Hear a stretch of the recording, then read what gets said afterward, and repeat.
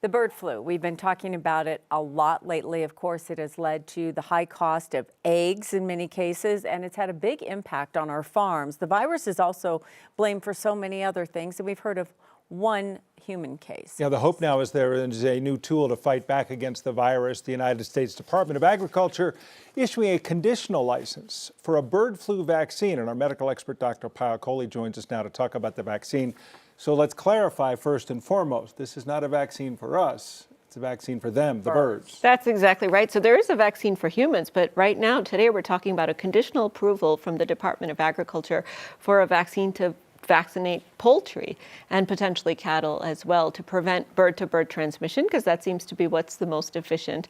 And what's really prompted this is the cost of eggs, to be honest. Yeah. Because the approach right now has been to euthanize the birds. So we're talking more than 160 million birds that have been killed, because as soon as they get infected, they basically kill the bird to try to contain the spread. But at this point, it seems that the horse is out of the barn. There's so much virus around, we may have to change our strategy. Okay, so not for humans, but then when I think of a vaccine, I think of somebody giving me a shot. I'm like, okay, there are thousands of millions and billions of birds. How in the world do you do this? Yeah, so I mean, the question here becomes, is there a way to manufacture this more efficiently? Because the vaccine that they have is also a very old vaccine that's costly and takes a long time to manufacture. Injecting birds, Kim, to your point, is difficult to do. So is there a way to put it in the water? But you would have to potentially adapt the type of vaccine in order to do that.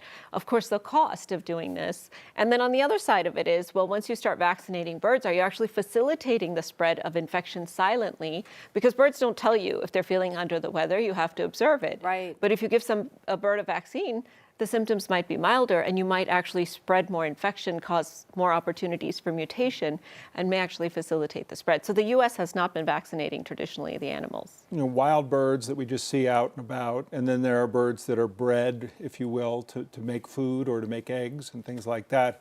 And do you have to also consider that vaccine as now part of what becomes the food that many of these birds become?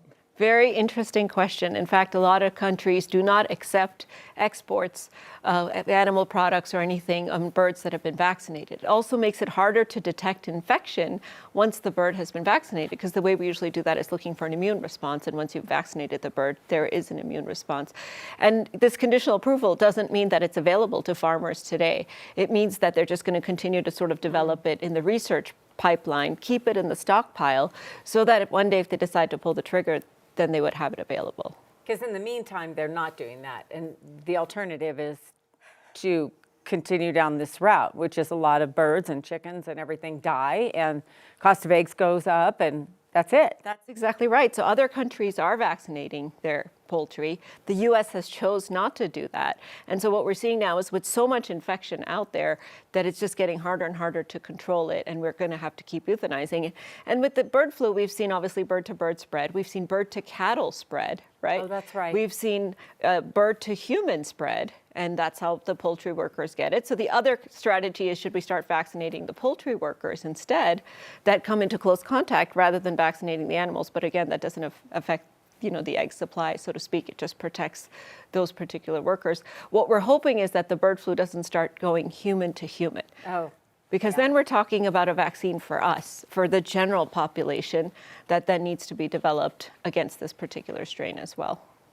A lot to consider, a lot to stay up on. We appreciate you bringing us up to date as always. Have a great weekend. Thanks for joining us. Thank you. Dr. Happy Payal Friday. Kohli. Happy Friday.